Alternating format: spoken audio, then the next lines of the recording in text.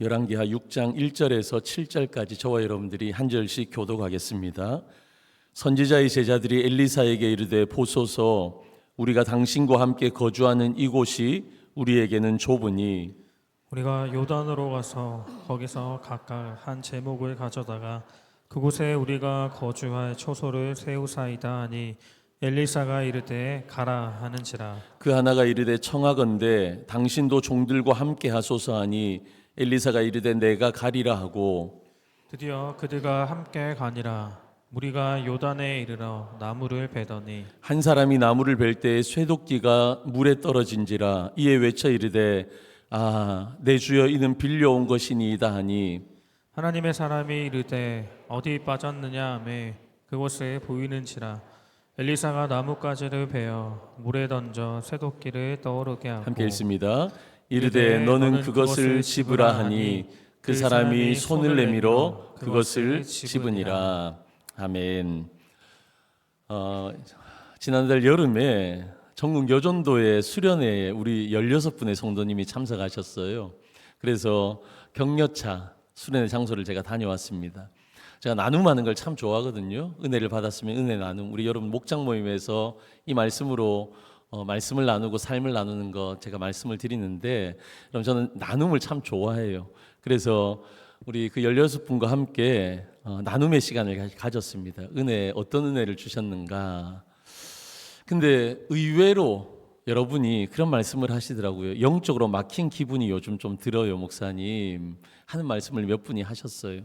듣는 내내 영적으로 힘들어하는 우리 성도님들을 저는 어떻게 도울 수 있을까 고민을 했습니다. 돌아오는 길에도 기도하는 마음이었고, 돌아와서도 한 분 한 분 기도했습니다. 그리고 우리 성도님들, 요즘 어려운 성도님들이 많이 계신데 또 그렇게 기도하고 있습니다. 가을을 맞아서 신앙의 기본을 다루는 두 번째 시간입니다. 저번 주에는 우리의 영안이 열려서 하나님을 보고 하나님의 일하심, 그 불말과 불병거를 볼 줄 알아야 한다 말씀을 드렸어요. 우리 모두가 한 해 동안 열심히 살아왔습니다. 2025년도가 시작되어졌고 여기까지 9월이 될 때까지 여러분 나름 열심히 사셨어요. 그리고 올 한 해뿐만이 아니라 우리 인생 전체를 돌아보면 여러분 열심히 안 산 분이 없을 만큼 열심히 우리가 살아왔죠. 그런데 이 가을을 맞아서 여러분 우리가 몇 가지를 좀 점검해 봤으면 좋겠습니다. 혹시나 열심히는 살아왔는데 내 신앙의 열정이 식어져 버린 것은 아닌가? 혹시나 내 예배의 감격을 잃어버린 것은 아닌가? 여러분 이 가을을 시작하면서 우리가 한번 점검해 볼 때가 아닌가 생각이 들어집니다. 여러분 문제는 누구에게나 오거든요. 열심히 있고 여러분 직분이 있는 이런 분, 이런 분에게는 문제가 없느냐? 모두에게 우리가 문제가 있고 문제는 오게 되어 있습니다. 근데 문제를 만나면 문제를 만나는 사람들의 반응은 여러 가지입니다. 어떤 사람은요, 이것저것 다 해봅니다. 다 해보다가 안 되어서 백기 들고 천부여 의지 없어서 내가 주 앞에 나아갑니다. 하나님 앞에 나오는 분들이 있어요.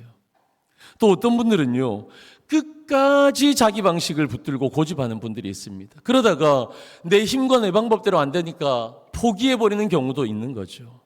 또 어떤 분들은요, 문제를 만나는 순간 즉시 하나님 앞에 무릎 꿇는 분들도 있습니다.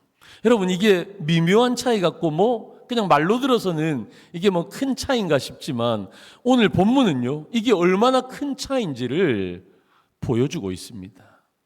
오늘 본문의 말씀은 엘리사가 활동하던 시대였어요. 그런데 여러분 아십니까? 이 엘리사의 시대 때 가장 기적이 많았던 시절이었어요. 여러분 오늘 본문에도 보면 읽어보시면 아시겠지만 우리나라의 전래동화 같지 않나요? 그래서 물에 빠진 도끼 신령님이 금도끼가 내 도끼냐 은도끼가 내 도끼냐 하는 그거랑 너무 비슷해요. 저도 깜짝 놀랐어요. 우리나라 이 구전, 이 전래동화가 성경에서 나왔나 싶을 정도로.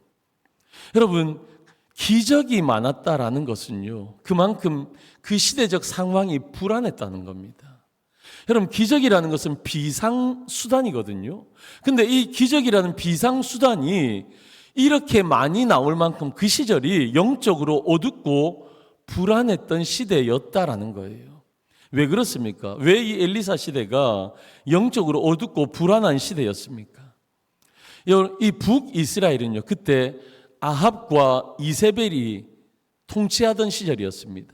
이들이요, 바알 숭배자들이었거든요. 그러니까 이들뿐만 아니라 이 아합과 이세벨뿐만 아니라 전 북이스라엘이 바알신을 섬기는, 그래서 이 민족 자체가 하나님을 많이 떠나 있었던 시절이 엘리사가 사역했던 시절이었습니다. 그런데 그때 하나님의 방법은요, 하나님의 선지자들을 세우셔서 그 시대마다 지키셨습니다.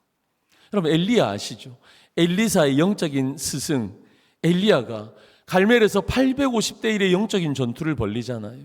승리하잖아요. 그 이후에 우여곡절이 있었지만 어찌됐든지 간에 엘리야가 하늘로 승천합니다. 죽음을 보지 않고 하늘로 승천해요. 그 이후에 그 영적인 리더십을 엘리사에게 승계되어집니다. 그래서 엘리사는요, 이 어두운 시대에 그의 사역이 더 많이 확장되어졌던 겁니다. 그러니까 이 어두운 시대에 많은 젊은이들이 선지자의 길을 따르기 위해서 엘리사에게로 몰려왔습니다. 그래서 문제가 생긴 거예요. 너무 많은 신학생이 생기니까 문제가 생긴 거예요. 1절입니다. 선지자의 제자들이 엘리사에게 이르되 보소서, 우리가 당신과 함께 거주하는 이곳이 우리에게는 좁으니. 여러분, 선지생도들, 요즘으로 따지면 신학생들이 신학교에 많이 모인 거예요. 그러니까 강당도 부족해, 기숙사도 부족해, 포화 상태가 된 겁니다. 좁아졌다라는 겁니다. 여러분, 이 얼마나 감사한 일입니까? 여러분, 우리 시대와는 너무 다른 시대의 모습을 봅니다. 여러분, 요즘은 신학생이 없어서요, 학교마다 존폐 위기예요. 이번에 우리 합신에도 새로운 총장님, 저보다 2회 선배님이 총장님이 되셨거든요.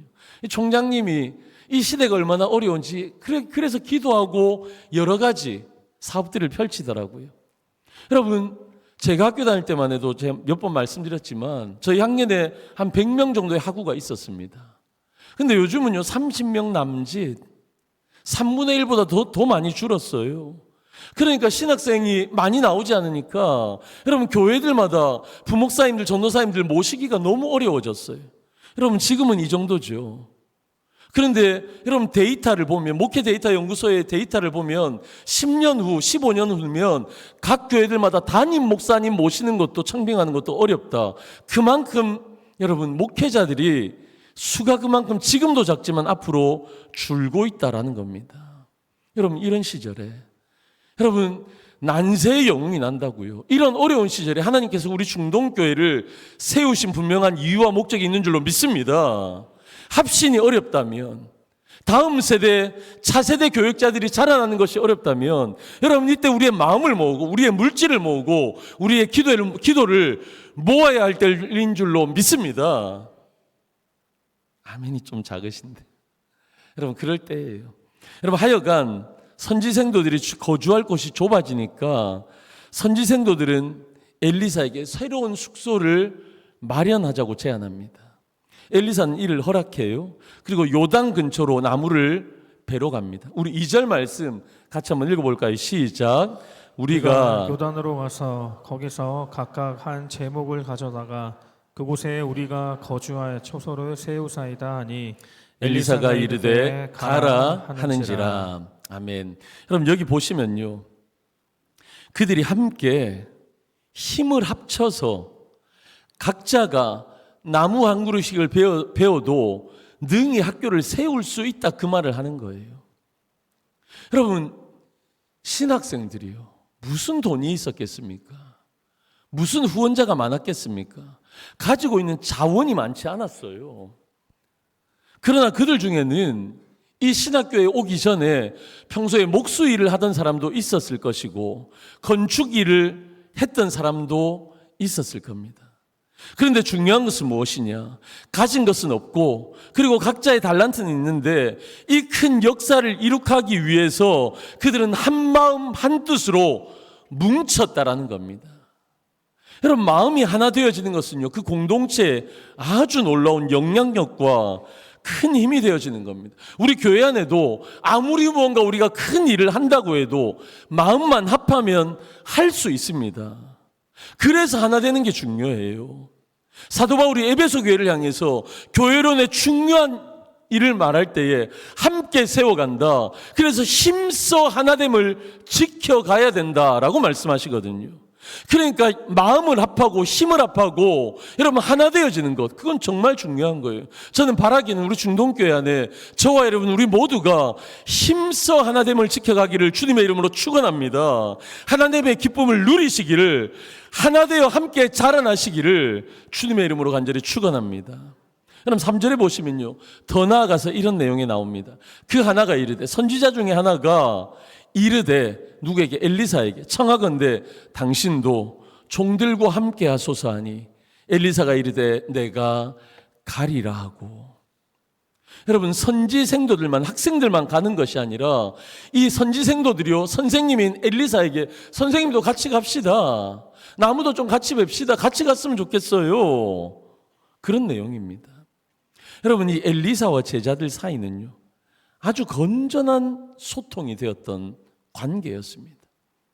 그럼 보통 공동체에서 아랫사람들이요 윗사람에게 무언가를 자유롭게 자신의 의견을 얘기하는 것, 여러분 그 쉽지 않습니다.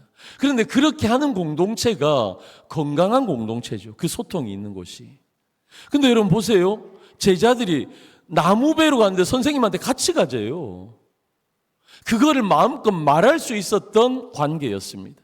그리고 엘리사는 야, 내 짬밥에, 내 나이에 내가 하리, 여러분 그러지 않았어요. 기꺼이 거기에 요구에 동의하고 허락하고 기꺼이 함께 갔던 겁니다. 사랑하는 성도 여러분, 똑똑한 사람은요 똑똑하니까 혼자 일하는 것을 편하게 여깁니다. 혼자 일하는 것을요. 그런데 똑똑한 사람은 혼자 일하지만 진짜 현명한 사람은 같이 일합니다. 같이. 여러분, 기업은요 이윤이 목적이에요. 그러다 보니까 조금 부족한 사람들은 정리해고합니다. 굳이 이 사람들에게 월급을 주면서 같이 일할 필요가 없는 거예요. 여러분, 그것이 오히려 당연한 기업의 마인드입니다.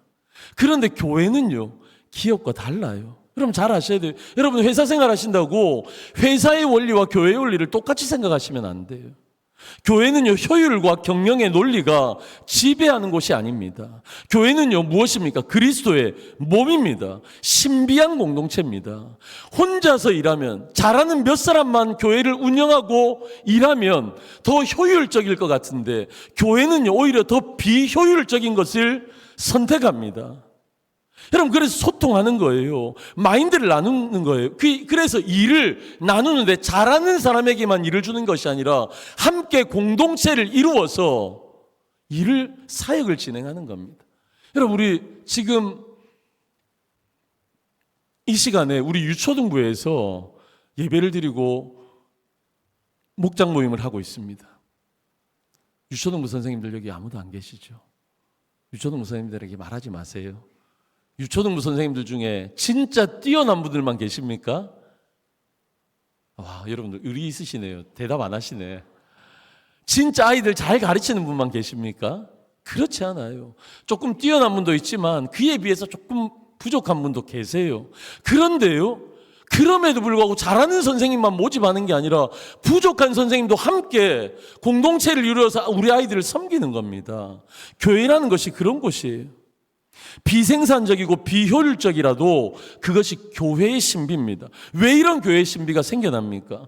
우리가 믿는 우리 하나님이 함께 일하시는 것을 좋아하세요. 우리 하나님을 신비롭게도 우리는 뭐라고 부릅니까? 삼위일체 하나님이라고 불러요.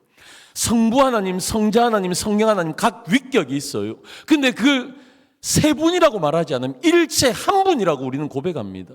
이것이 신비예요. 우리 개혁주의, 우리 장로교는요, 이 삼위일체론을 어거스틴의 삼위일체론을 따릅니다. 어거스틴의 삼위일체론을 칼빈이 그대로 받았어요. 그래서 이걸 17세기 개혁자들이 그대로 집대성한 것을 우리는 그대로 받아들입니다. 삼위일체론. 여러분, 이 어거스틴의 삼위일체론은 제가 몇 번 말씀드렸는데 가장 중요한 게 뭐예요?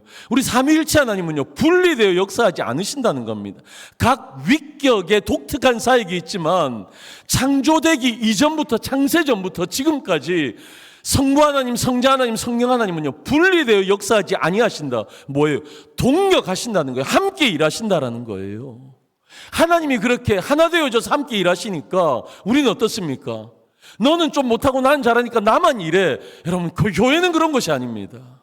함께 일하는 겁니다. 마찬가지입니다. 오늘 본문에 보시면 선지생도들이 하나가 되어져요.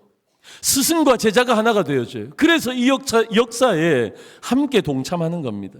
그래서 4절에 보시면 이제는 드디어 요단에 가서 나무 베기를 시작합니다.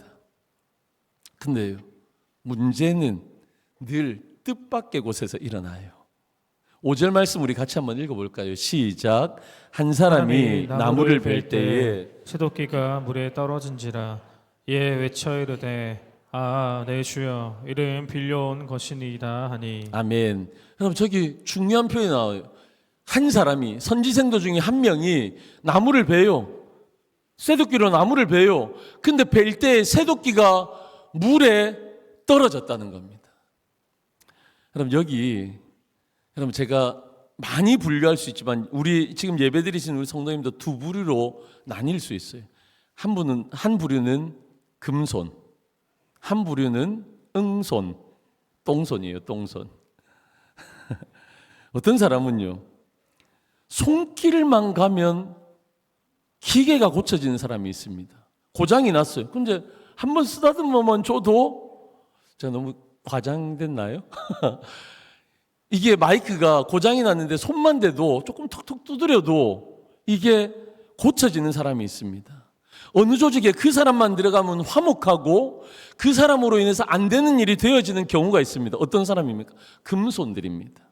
근데 반대로요, 마이크가 멀쩡해요. 근데 그 사람이 마이크만 들면요, 고장이 나네? 그럼 어떤 사람은요, 누군가가 그 조직에 들어가기만 했는데도 그 사람으로 인해서 긴장감이 막 생기는 거예요. 피로도가 쌓이는 거예요. 싸움과 분절과 다툼이 생기는 거예요. 어떤 사람들입니까? 똥손들입니다. 똥손들. 여러분, 어떤 손들이십니까? 요단에 가서 선지생도들이 나무를 베기 시작하는데 여러분, 똥손이 한 명 등장하는 거예요. 한 선지생도가 나무를 베다가 뱉는데 뭐 손에서 빠졌든지 어땠든지 물에 그 쇠도끼가 빠지고 말았습니다. 여러분, 당시에 그 도끼는요, 흔한 물건이 아니었어요. 여러분, 이 엘리사 시대를 추적해 보면요, 철기 문화가 막 자리 잡은 시절이에요. 그러니까 철기 문화가 막 자리 잡던 시절이니까 철로 만든 모든 것은요, 귀했던 시절입니다. 그러니까 이 쇠도끼는요, 아주 귀한 것이었어요. 근데 그 쇠도끼가 귀한 거니까 비쌌겠죠. 가난한 신학생이 없었겠죠. 그러니까 이 일을 하기 위해서 빌려왔겠죠. 근데 그걸 잃어버린 겁니다. 큰일 난 겁니다, 이제. 그러니까 즉시 이 선지생도가 울부짖으며 엘리사에게 이 사실을 알립니다. 뭐라고요?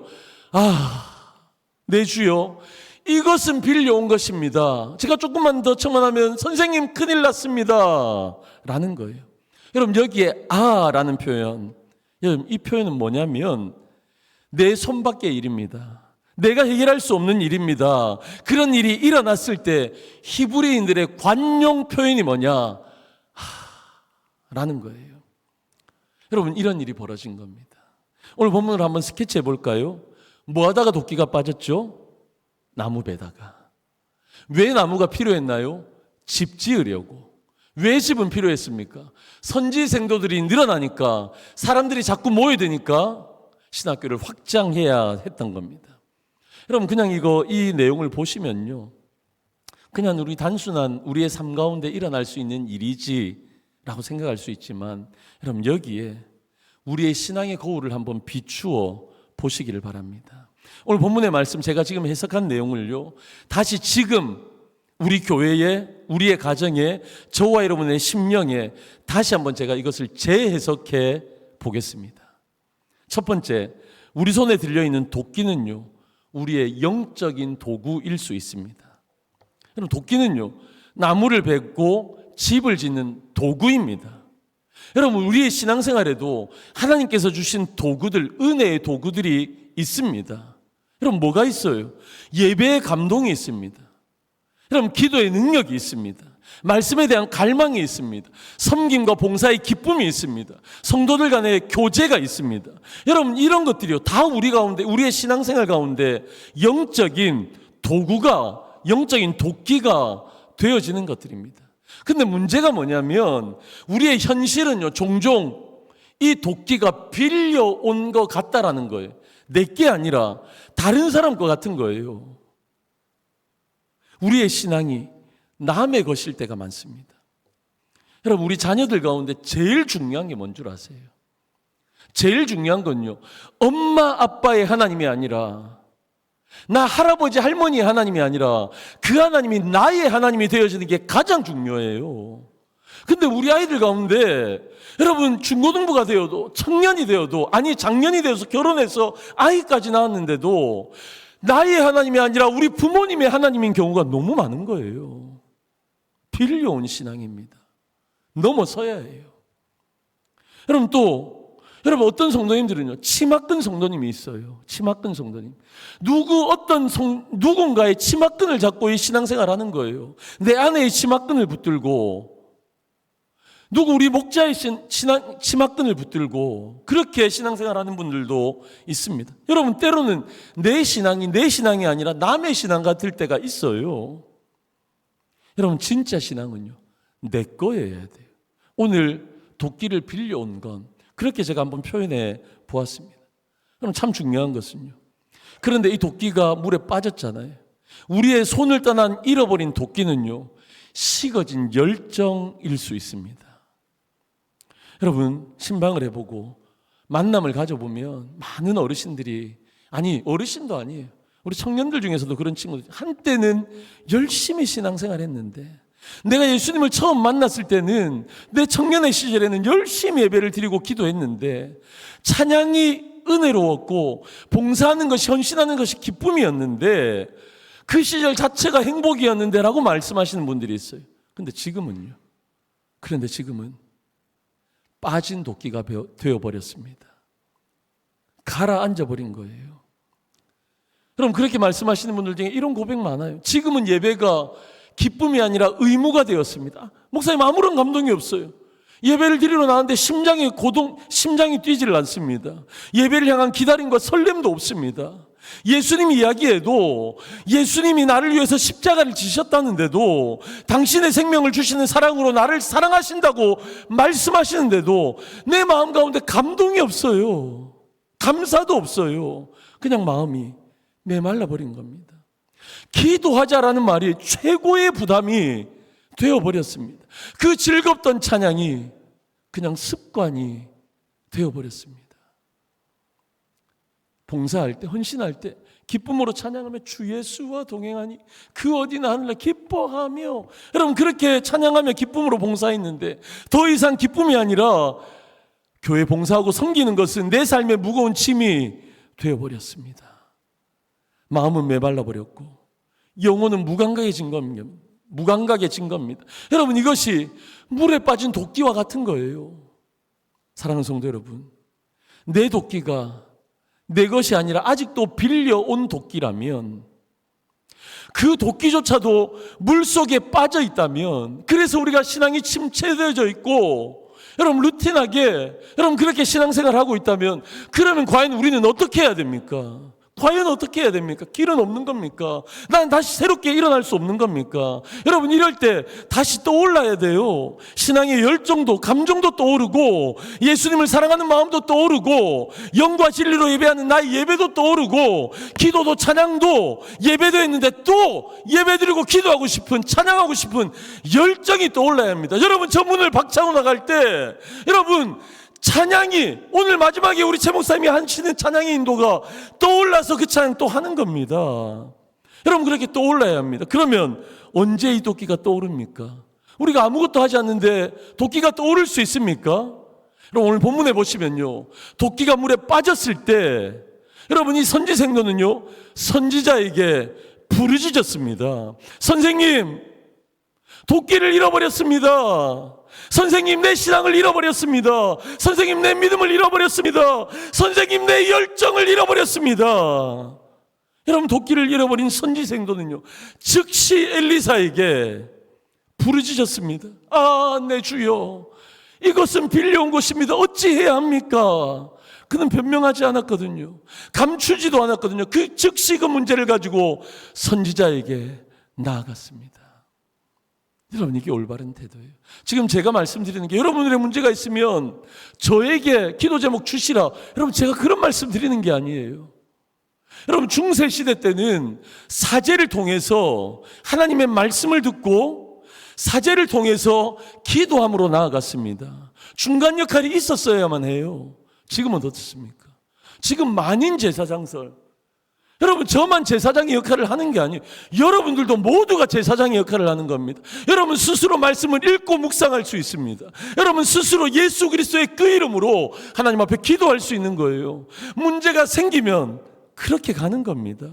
가라앉은 도끼를 꺼낼 수 있는 방법은, 잃어버린 열정과 하나님을 향한 목마름을 회복할 수 있는 방법은 여러분 다른 것 없습니다. 바로 기도하는 것입니다. 하나님 앞에 나아가는 것입니다. 여러분 기도의 본질은요 숨기지 않는 거예요. 우리가 하나님 앞에 숨기지 않는 거예요. 그대로 하나님 앞에 가져가는 겁니다. 우리가 살아가면서 얼마나 많은 가면을 쓰고 살아갑니까? 얼마나 많은 연기를 하며 살아갑니까? 내 안에 이런 문제가 있는데 누구에게도 부끄러워서 말할 수 없어요. 그럼 가면을 턱하니 쓰는 거예요. 아무 일 없는 척, 괜찮은 척 가면을 쓰고 연기를 합니다. 여러분 그런데 기도라는 것은 그런 게 아니에요. 문제를 하나님 앞에 숨길 필요가 없어요. 정말 정직하게 그대로 내 문제들을 하나님 앞에 가져가는 게 기도입니다. 그게 하나님과 우리의 관계입니다. 많은 성도들이 기도를 마지막 수단으로 여겨요. 이 방법도 써보고 저 방법도 써보고 이 사람도 찾아가 보고 저 사람도 찾아가 보고 안 되니까 백기 들고 하나님 앞에 마지막으로 기도하는 경우가 있습니다. 그러나 여러분 진짜 성도라면 기도는 마지막 수단이 아니라 첫 번째 선택이어야 하는 줄로 믿습니다. 여러분 6절을 보시면요, 엘리사는 도끼가 빠진 지점을 묻습니다. 어디 빠졌니? 어디 빠졌니? 엘리사가 묻습니다. 선지생도가 저기라고 가르치니까 엘리사가 나뭇가지를 베어 물에 던집니다. 그러니까 어떤 일이 일어납니까? 전래동화 시작되죠. 금도끼가 네 도끼냐, 은도끼가 네 도끼냐. 그건 아니라도 그 도끼가 혼자서 이렇게 떠오르는 거예요.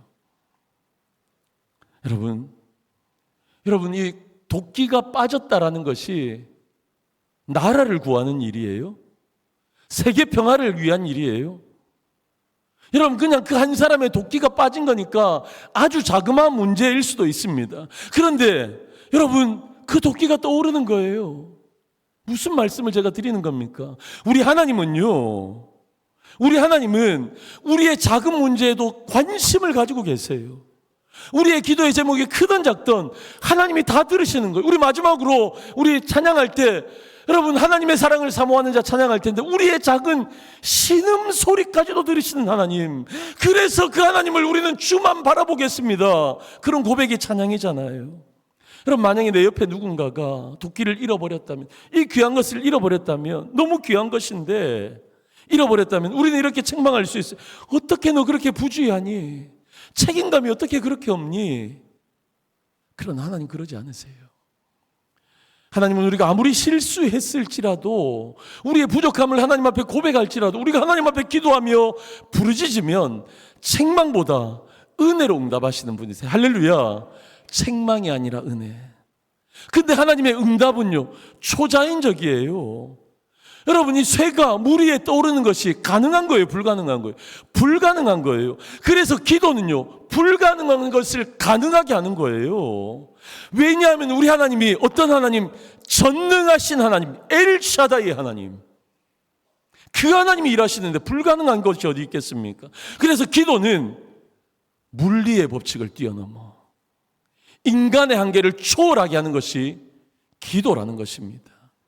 사랑하는 성도 여러분, 우리는 잃어버린 기도의 습관, 말씀의 갈망, 예배의 감동, 교회를 사랑하는 마음, 하나님의 나라를 이 땅 가운데 세우기를 원하는 하나님이 주신 사명, 성도 간의 귀한 교제, 여러분 그 감동을 회복해야 합니다.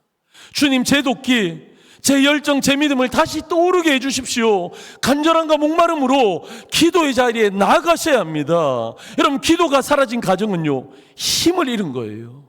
여러분, 여러분들의 가정을 보십시오. 기도가 살아있습니까? 점검하셔야 돼요. 부부의 기도, 자녀를 위한 기도가 다시 회복되어져야 하는 겁니다. 여러분, 교회는요, 기도할 때 교회다워집니다. 기도할 때 교회다워져요. 기도 없는 교회는 생명 없는 교회예요. 제가 왜 그렇게 금요 위대한 기도회를 강조하게 해요? 여러분, 기도가 없는 교회는 생명력을 잃은 교회예요. 여러분, 개인적으로 기도하시지만 합심해서 기도하는 이 기도의 모임이 그렇게 중요한 거예요. 마음껏 찬양하고 말씀 듣고 말씀 붙들고 기도하는 그 시간이 그렇게 중요한 거예요. 여러분, 제 마음 좀 알아주시면 좋겠습니다. 금요 위대한 기도에 좀 나오시면 좋겠습니다. 이 자리에 기도의 300용사가 나와서 함께 기도했으면 좋겠습니다. 더불어서요, 우리는 언제든지 기도할 수 있어요. 목장 모임에서도, 개인 기도에도. 여러분, 여러분들의 살아가는 삶의 현장이 기도의 현장이 될 수 있어요. 잠자리에 누울 때에도 기도할 수 있습니다. 여러분, 지옥철과 같은 그 아침의 전철 안에서도 여러분 기도할 수 있어요. 여러분, 요즘 밤에 나가보시면 참 많은 동일한 사람들을 발견합니다. 슬로우 조깅하는 사람들. 여러분, 요즘 유행이잖아요. 여러분, 그 슬로우 조깅하면서도 기도할 수 있습니다. 제가 해보니까요, 제 아내랑 해보니까 여러분, 걷는 거랑 비슷한 스피드이기 때문에 대화가 가능하더라고요. 사람과 대화가 가능하면 하나님과도 대화 가능하잖아요. 어느 상황, 어느 자리든지 기도할 수 있다는 겁니다. 여러분, 우리의 회복은요, 기도를 통해서 가능합니다. 사랑하는 성도 여러분, 이 가을은요, 회복의 계절입니다. 하나님은요, 우리의 무너졌던 것들이 회복되어지고 잃어버린 것들을 다시 찾아주시기를 하나님 원하시는 거예요. 근데 그 방법이 뭐냐? 기도함으로 나아가는 것입니다. 사랑하는 성도 여러분, 기도로 잃어버린 여러분들의 신앙과 열정과 하나님을 향한 사랑, 이웃을 향한 사랑, 교회를 향한 사랑, 여러분 다 회복하시기를 주님의 이름으로 간절히 축원합니다. 하나님, 우리의 신음소리까지도 들으시기에 이번 한 주 동안 어떤 순간 속에서도 주만 바라보며 기도하며 여러분들의 이런 것들이 회복되어지는 은혜가 있으시기를 주님의 이름으로 간절히 축원합니다. 아멘.